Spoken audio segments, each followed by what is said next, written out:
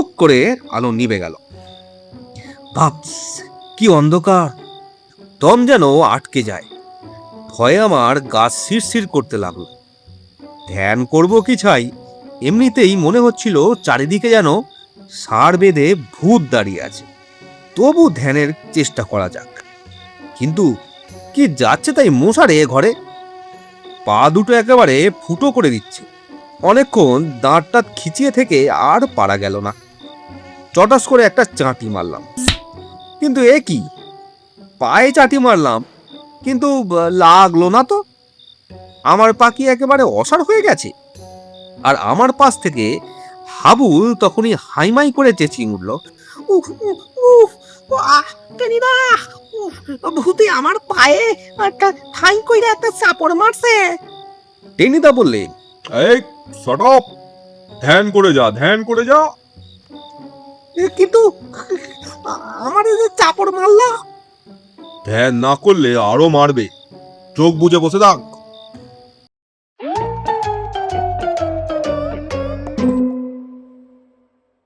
নমস্কার বন্ধুরা, আজ তোমাদের শোনাবো টেনিদার এক দারুণ গল্প, যার নাম সাংঘাতিক। পরীক্ষার পাস করার জন্য পটলডাঙ্গার এই দল মেতে ওঠে এক অদ্ভুত ফন্দিতে। টেনিদার নেতৃত্বে তারা আয়োজন করে এক রহস্যময় প্ল্যানচেট সেশনের। কিন্তু এই সাংঘাতিক অভিযানে তারা কি আসলে কোনো প্রেতাত্মার দেখা পাবে, নাকি তাদের এই ভূত নামানোর চেষ্টা শেষ পর্যন্ত সব থেকে বড় হাসির খোরাক হয়ে দাঁড়াবে? তাহলে আসুন শোনা যাক আজকের গল্প।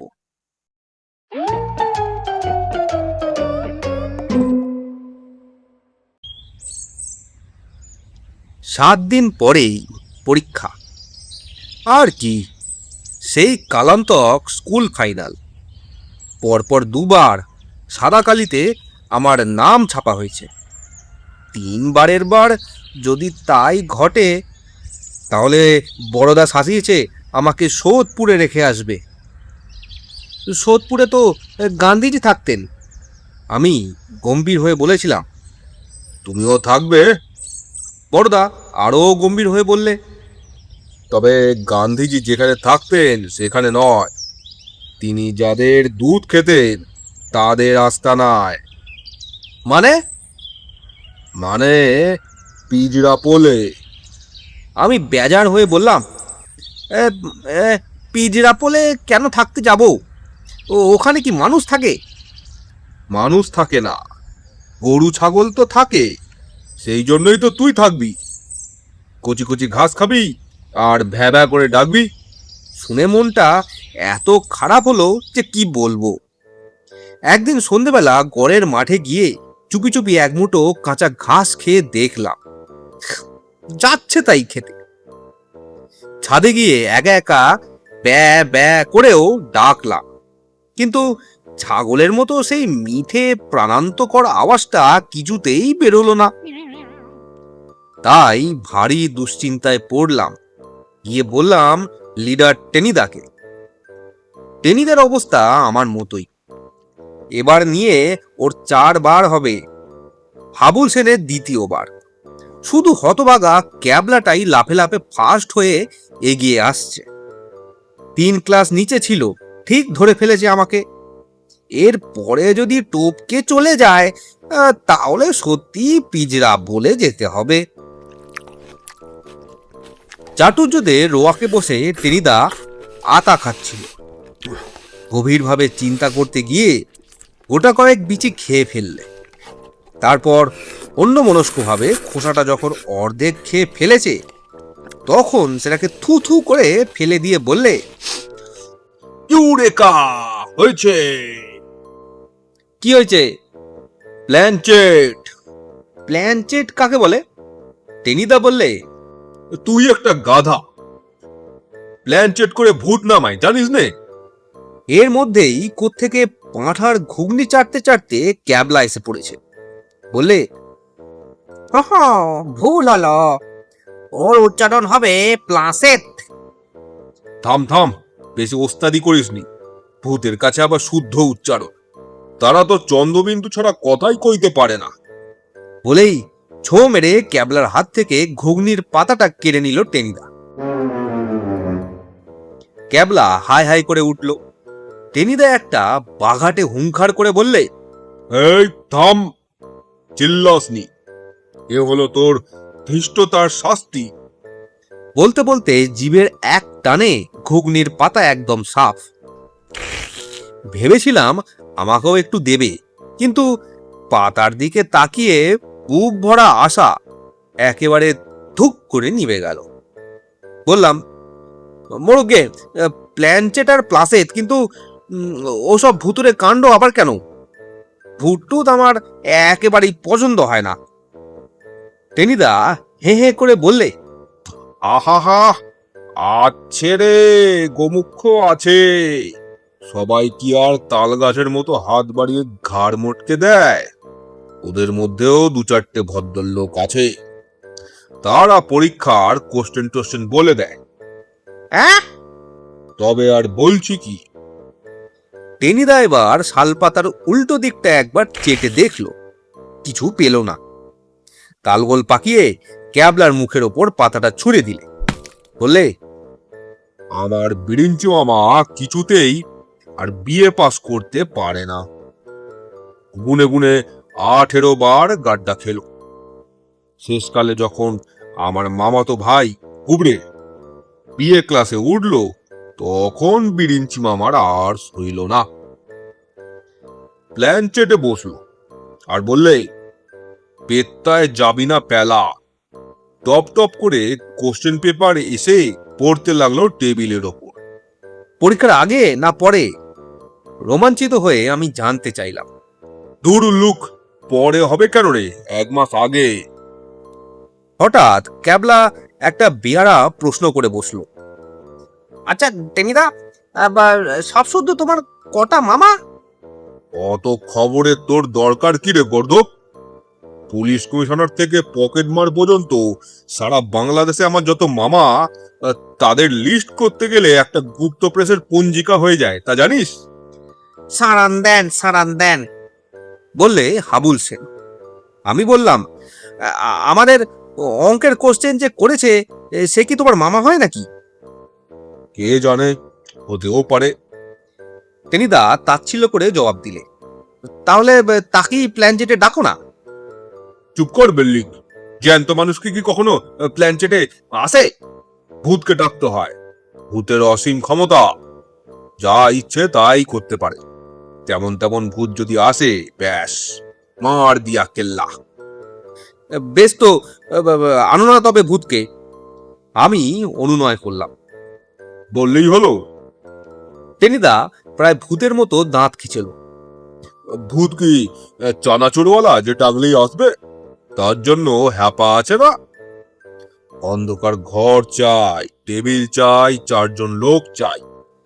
ক্যাবলার চোখ দুটো মিটমিট করছিল। বললে, ঠিক আছে, আমাদের গ্যারেজের পাশে একটা অন্ধকার ঘর আছে, একটা পা ভাঙা টেবিল আমি দেব, আর আমরা 4 মূর্তি তো আছি। টেনিদা বললে, বাহ, ব্র্যান্ড! শুনে এত ভালো লাগছে, তোর পিঠে আমার 3টে চাঁটি মারতে ইচ্ছা করছে। ক্যাবলা এক লাফে রোয়াক থেকে নেমে পড়ল। বললে, তাহলে আজ রাতেই? টেনিদা বললে, হ্যাঁ, আজ রাতে। আমার কেমন যেন সুবিধে মনে হচ্ছিল না। ভূত টুত কেমন যেন গোলমোলে ব্যাপার। কিন্তু 7 দিন পরেই যে স্কুল ফাইনাল, আর তার 1.5 মাস বাদেই পিঁজরা পোল। অগত্যা নাক টাক চুলকে আমার রাজি হয়ে যেতে হলো।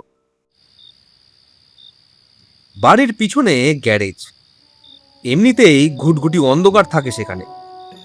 গ্যারেজের পাশে ছোট টিনের ঘরটা যেন ফুসো কালি মাখানো। গিয়ে দেখি ক্যাবলা সব বন্দোবস্ত করে রেখেছে। একটা পায়া ভাঙা টেবিল, তার চারদিকে 4টে চেয়ার, একটু দূরে লম্বা দড়ির সঙ্গে ছোট একটা বস্তা ঝুলছে। টেবিলের ওপর ক্যাবলা একটা মোমবাতি জেলে রেখেছে। তার আলোতেই সব দেখতে পেলাম। বস্তাটা দেখিয়ে হাউল বললে, ওইটা কি ঝুলতে আছে রে? খাওয়ান দাওয়ানে কিছু আছে নাকি? টেনিদা বললে, পেট সর্বস্ব সব, খালি খাওয়ানোর চিন্তে। ওটা বক্সিং এর বালির বস্তা। ভূত আইসা ওইটা লইয়া বক্সিং করবা নাকি? হাবুলের জিজ্ঞাসা। ক্যাবলা হেসে বললে, ওটা ওটা ছোড়দার। টেনিদা বললে, থাম, এখন বেশি বাজে বকিস নি, এবার কাজ শুরু করা যাক। এই হ্যাঁ রে ক্যাবলা, এদিকে কেউ আসবে না তোরে? না, সে ভয় নেই।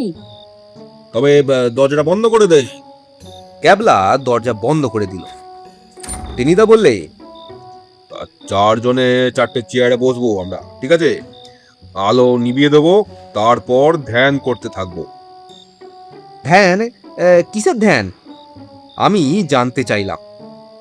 ভূতের, মানে অঙ্কের কোশ্চেন বলে দিতে পারে এমন ভূতের। সেইটা মন্দ কথা না। হারু পণ্ডিতেরই ডাকন যাক। হারু পণ্ডিত শুনে আমার বুকের ভেতরে একেবারে ছ্যাঁত করে উঠল। 3 বছর আগে মারা গেছেন হারু পণ্ডিত। দুর্দান্ত অঙ্ক জানতেন, তার চাইতেও জানতেন দুর্দান্ত পিটতে। একটা চৌবাচ্চার নল দিয়ে জল টল ঢোকার কি সব অঙ্ক দিতেন, আর আমরা হাঁ করে থাকতাম আর পটাং পটাং গাঁটটা খেতাম। সেই হারু পণ্ডিতকে ডাকা। আমি বললাম, বড্ড মারতো যে। এখন আর মারবে না, ভূত হয়ে মোলায়েম হয়ে গেছে। তাছাড়া কেউ তো ডাকে না, আমরা ডাকলে কত খুশি হবে দেখিস। শুধু অঙ্ক কেন, চাই কি আদর করে সব কোশ্চেনই বলে দেবে। টেনিদা আমাকে উৎসাহিত করলো। ক্যাবলা বললে, তবে ধ্যানে বসা যাক। আমি বললাম, হ্যাঁ ভাই, একটু তাড়াতাড়ি, বেশি দেরি হয়ে গেলে পর্দা কান পেঁচিয়ে দেবে। আমি বলে এসেছি ক্যাবলার কাছে অঙ্ক কষতে যাচ্ছি। টেনিদা বললে, আমি আলো নিভিয়ে দিচ্ছি, তার আগে শেষ কথাগুলো বলে নি। সবাই হারু পণ্ডিতকে ধ্যান করবি, এক মনে এক প্রাণে। সেই দাড়ি, সেই ডাঁটা ভাঙা চশমা, সেই টাক, আর সেই নস্যি দেওয়া। ক্যাবলা বললে, সেই সেই গাট্টা। টেনিদা ধমক দিয়ে বললে, চুপ, বাজে কথা এখন বন্ধ, শুধু ধ্যান, এক মনে এক প্রাণে, শুধু প্রার্থনা। স্যার, দয়া করে একবার আসুন, আপনার অধম ছাত্রের পরীক্ষার কোশ্চেনগুলো বলে দিয়ে যান। এই, আর কিছু না, আর কোনো কথা নয়, ঠিক আছে? আচ্ছা, আমি আলো নিবাচ্ছি। 1, 2, 3। টুক করে আলো নিভে গেল। ভাবস, কি অন্ধকার! দম যেন আটকে যায়। ভয়ে আমার গা শিরশির করতে লাগলো।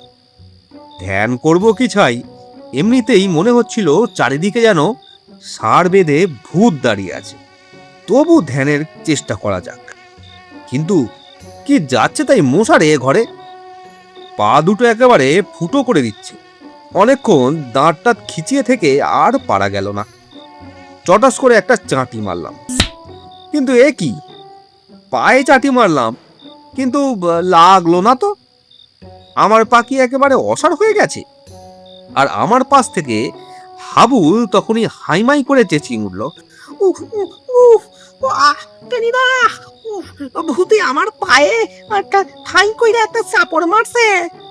টেনিদা বললে, এই শট আপ, ধ্যান করে যা, ধ্যান করে যা। কিন্তু আমার এই যে চাপড় মারলা।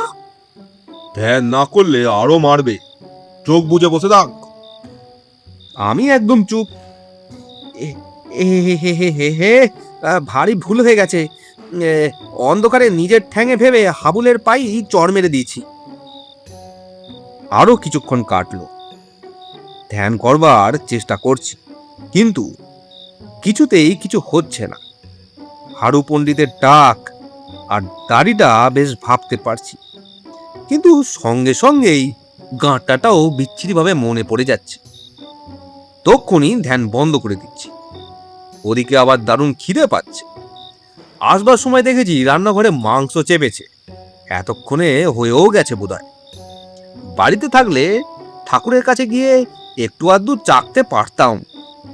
যতই ভাবি খিদেটা ততই যেন নারীর ভেতরে পাক খেতে থাকে। হঠাৎ অন্ধকার ভেদ করে রব উঠল।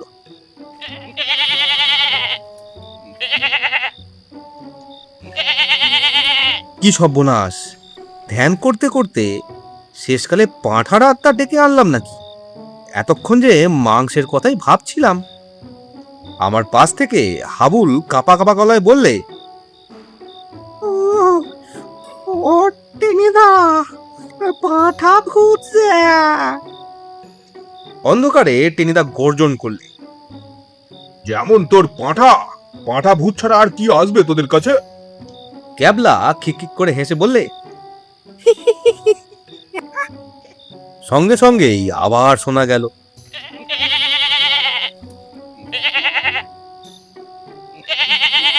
টেনিদা বললে, অমন কত আসবে?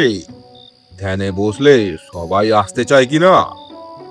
এখন কেবল এক মনে জপ করে যা, পাঁঠা ভূত তুমি চলে যাও, স্বর্গে গিয়ে ঘাস খাও। আমরা শুধু হাড়ু পণ্ডিতকে চাই, সেই টাক, সেই দাড়ি, সেই নস্তির ডিবে, আমাদের সেই স্যারকেই চাই, আর কাউকে না, কাউকেই না। পাঁঠাভূতকে যে আমি ডেকে ফেলেছি সেটা চেপে গেলাম, কিন্তু আমার পায়ে ওটা কি সুড়সুড়ি দিয়ে গেল। প্রায় চেঁচিয়ে বলতে যাচ্ছি, হঠাৎ টের পেলাম আরশোলা। খিদেটা ভুলে গিয়ে প্রাণপণে স্যারকে ডাকতে চেষ্টা করলাম, কিন্তু বেশিক্ষণ ধ্যানের জো আছে? ঘটাং করে কে যেন আমার পায়ে ল্যাং মারল। টেনিদা, ভূতে ল্যাং মারছে আমাকে! আমি আর্তনাদ করলাম। হাবুল বলে উঠল, খামোকা গাধার মতন চেঁচাস কেন? আমার পাটা হঠাৎ লাইগা গেছে। টেনিদা দাঁত কিরমির করে উঠল, এই গাড়লগুলোকে নিয়ে কি ধ্যান হয়? তখন থেকে সমানে ডিস্টার্ব করছে। এবার যে একটা কথা বলবে তার কান ধরে সোজা বাইরে ফেলে দেবো। আবার ধ্যান শুরু হলো। প্রায় হাড়ু পণ্ডিতকে ধ্যানের মধ্যে এনেই ফেলেছি। এলো এলো, এসেই পড়েছে বলতে গেল। টাকটা প্রায় আমার চোখের সামনে, মনে হচ্ছে যেন তারই সুড়সুড়ি আমার মুখে এসে লাগছে। এক মনে বলছি, দোহাই স্যার, দোহাই স্যার, স্কুল ফাইনাল স্যার, অঙ্কের কোশ্চেন স্যার। আর ঠিক তক্ষুনি কেমন একটা বিটকেল শব্দ হলো মাথার ওপরে।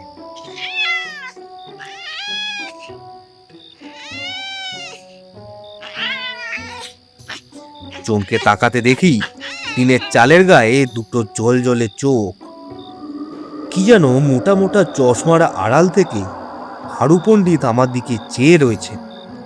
আমার পেলা জ্বরের পিলেটা সঙ্গে সঙ্গে তরাত করে লাফিয়ে উঠল।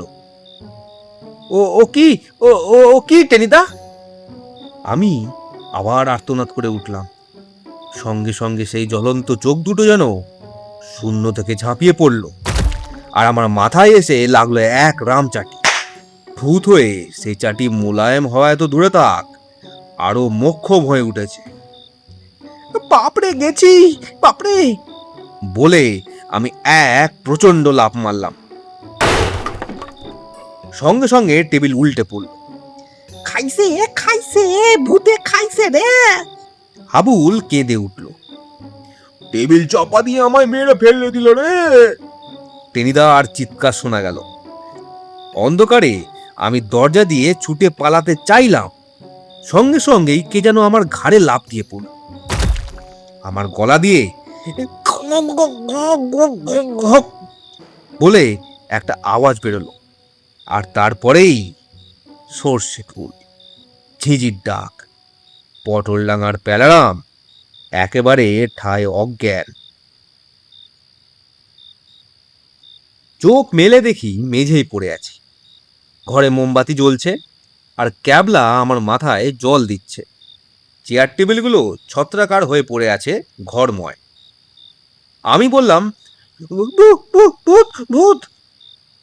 ক্যাবলা বললে, না, ভূত নয়। টেনিদার হাবুল তক্ষুনি পালিয়েছে বটে, কিন্তু তোকে চুপি চুপি সত্যি কথাটা বলি। ঘরটার পেছনেই একটা ছাগল বাঁধা আছে। দাদুর হাঁপানির রোগ আছে কিনা, ছাগলের দুধ খায়, সেই ছাগলটাই ডাকছিল। আর আর সেই সেই জল চোখ, সেই চাটি, হুলোর। হুলো হুলোকে? আমাদের বেড়াল। এ ঘরে প্রায়ই ইঁদুর ধরতে আসে। কিন্তু হুলো কি অমন চাটি মারতে পারে? চাটি মারবে কেন রে বোকা?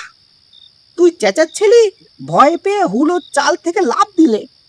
পড়বি তো পড় ছোড়দার স্যান্ড ব্যাগের ওপর। আর সঙ্গে সঙ্গে ব্যাগ দোল খেয়ে এসে তোর মাথায় লাগলো। তুই ভাবলি হারু পণ্ডিতের গাঁটটা।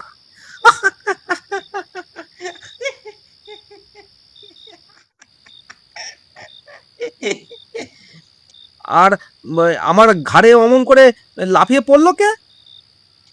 হ্যাবলা ভয় পেয়ে বেরুতে গিয়ে তোকে বিধ্বস্ত করে চলে গেছে। ক্যাবলা হেসে উঠল আবার। আমি আবার চোখ বুঝলাম। ক্যাবলার কথাই হয়তো ঠিক, কিন্তু আমার মন বলছে ওই হুলো আর বালির বস্তার মধ্যে দিয়ে সত্যি সত্যি হারু পণ্ডিতের মোক্ষম চাটি আমার মাথায় এসে লেগেছে। কারণ পৃথিবীতে অমন দুর্দম চাটি আর কেউ হাঁকাতে পারতেন না, আর কিছুতেই না।